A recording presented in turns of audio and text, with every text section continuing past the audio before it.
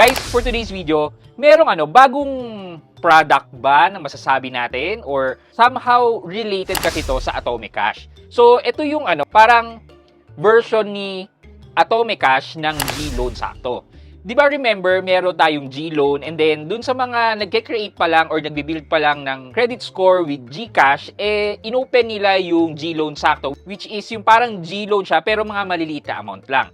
Ngayon, merong ganyan si Atome. And ang tawag ni Atome dito ay Atome Swak. So ano ba tong Atome Swak na to? How does it compare with Atomic Cash or even the G-Loan Sakto? So kung gusto mong malaman yung information na yan, samahan nyo ako pag-usapan natin yan. Sit back and let's discuss. Coming right up.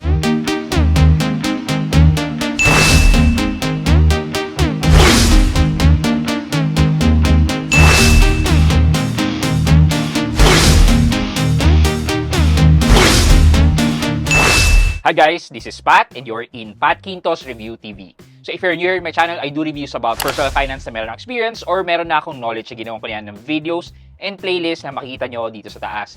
At kung bago ka dito sa channel ko, you may want to consider subscribing to my channel. Okay, yan. So nasabi ko na nga sa inyo na para siyang katulad ng G-Loan Sakto. If you're not aware, G-Loan Sakto is G-Loan. However, hindi ka makakahiram kasi kay G-Loan Sakto ng malalaking amount. And usually to mga 1,000 pesos, 100 pesos, mga ganun lang yung pinapahiram ni G-Loan Sakto. Yung tipong pangtawid lang ba?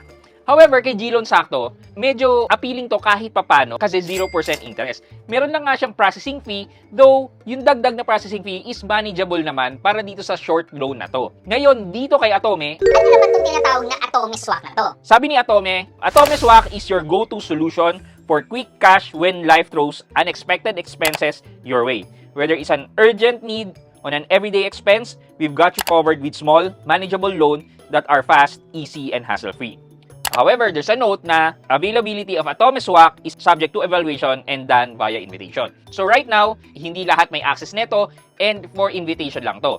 And guys, kapag meron kang access sa Atomic Cash, wala ka ng access dito sa Atome Swak. Kasi nga, katulad na sinabi ko, yung Atome Swak is the lighter version ng Atomic Cash Loan. Ang pinapahiram dito ay minimum ng 500 pesos up to 5,000 pesos. So since maliit lang na amount ang ino-offer dito sa Atome Swak, Gano'n ba katagal ang repayment dito? so kapag nanghiram ka dito kay Atome Swak, binibigyan ka lang ng up to 28 days to settle your loan. So hindi talaga ito yung pang long-term commitments na katulad ni Atomic Cash. So siguro magtatanong kayo, since maliit lang yung amount niyan at pang mabilisan lang yan, Kano naman ang interest niyan? well, kung interest at interest lang naman din ang pag-uusapan, ang interest nito ay only 2%.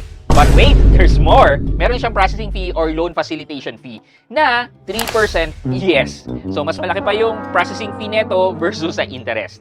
Thus, a total of 5% ang total na ma-charge sa loan amount nyo. And in case na magkaroon kayo ng late payment dito kay Atome Swak, there is also a late payment fee of 5% per month of the overdue principal. Maganda kahit papano, but yun nga kapag nasimulan mo ng malate, doon na hindi magiging maganda ang experience mo dito sa mga legit na online lending apps natin. Just to show you couple of screenshots, and guys, I credit this to the following owners ng mga screenshot na to. Wala po akong sariling screenshot, it's because meron na po akong Atomic Cash. Kaya manghiram po muna tayo ng screenshot coming from people na naka-experience na humiram dito sa Atome Swak. Eto, kung makikita nyo dito, yung unang screenshot natin, binigyan siya ng credit line na 1,500.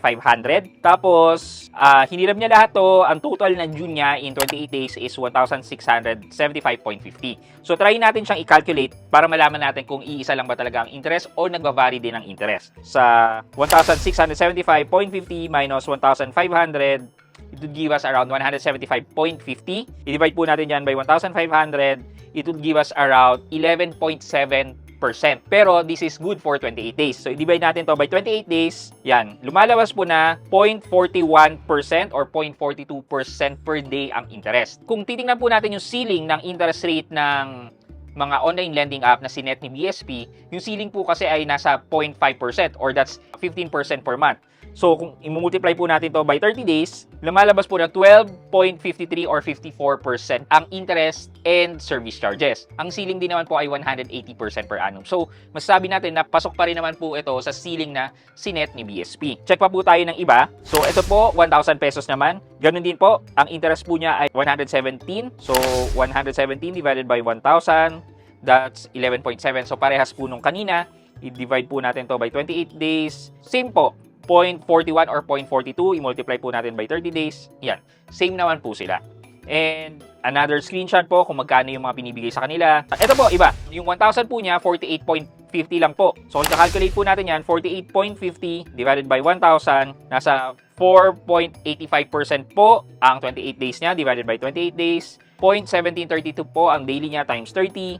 Yan, nasa 5.19% or 5.20% per month. So clearly po na kahit may sinet po na minimum po na interest and service charges po si Atome, hindi rin po siya pare-parehas sa lahat ng mga user. So nagdedepende pa rin po talaga ang interest based on the credit risk assessment ni Atome. So how does Atome swap interest rates compare naman dito sa ating Atome Cash Loan? So given na halos parehas na product sila and ang difference lang is the tenure and the amount na pinapahiram sa atin, yung interest po, masasabi ko dito based on my experience and knowledge na if you use Atome Swap, combining the interest and the processing fee, almost malapit na rin po siya sa Atome Cash Loan. Kasi sa Atome Cash Loan, though nagbavary din po ang interest rate na charge dito, makikita po natin ang usual na interest dito ay 6% per month.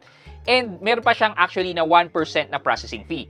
Thus, kung i-calculate mo yan, roughly nasa around 72% per annum. So, kung i-compare naman po natin with Atome Cash Loan, ito po, nag-generate po ako sa Atome Cash ng 1,000. Makikita po natin dito na meron 2 months payment plan. However, yung nakalagay po dito na monthly interest ay 2.40%. And then yung loan facilitation fee ay 4.20%. So, ang monthly po dito ay 566. So, i-calculate po natin 566 times 2 minus 1,000 pesos divided by 1,000 pesos. Sa loob po ng 2 months ay 13.2.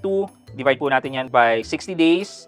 So, lumalabas po na 0.22% daily ang interest. Kunin po natin ng 28 days kasi 28 days po yung kanina. So, ang 28 days po ay nasa 6.16%.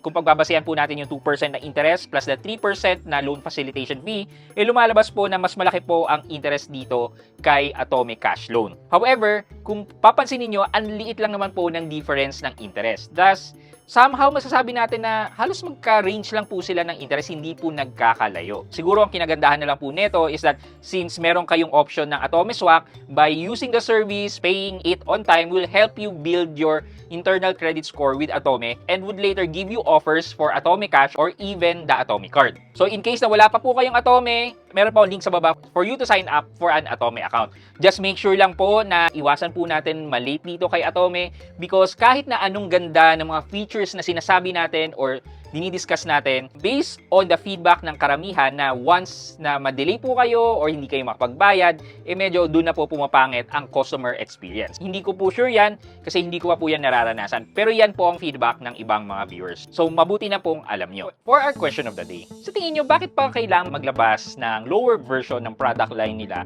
itong si Atome or even si G-Loan? Wherein, dun sa loan offer naman nila, pwede naman nilang ilagay na rin doon na ganung kaliit ang pwede nilang ipahiram. So, anong reason kung bakit kailangan i-distinguish pa ang loan service na may maliliit na amount versus sa mga loan service na nagbibigay ng malalaking amount? Anong reason? Bakit kaya? Let me know sa comment section sa baba for our weekly giveaway. Yun lamang po for today's video, but before we end this video, mag-shoutout po muna tayo at shoutout kay Jestoper Ponce at Jestoper Ponce. Ang sabi po niya, "Good day Sir Pat Quinto, watching from Marawi City, Lanao del Sur, Mindanao, Philippines. Nice content po. Try ko mamaya i-download si Seth. Hopefully ma-approve. For me, maganda na split into payments if wala ka agad pang fully pay sa Jumo." Shoutout po sa inyo and shoutout din po dyan sa mga kababayan natin sa Marawi. Shoutout po sa inyo. I hope you like this video. Leave a thumbs up and if not, wala nang problema dyan. But continue to support me by subscribing to my channel by clicking the subscribe button and also the bell button sa tabi ng subscribe para makareceive kayo ng latest notification sa lahat ng upload ko. Again guys, this is Pat Quinto and you're in Pat Quinto's Review TV. Bye-bye!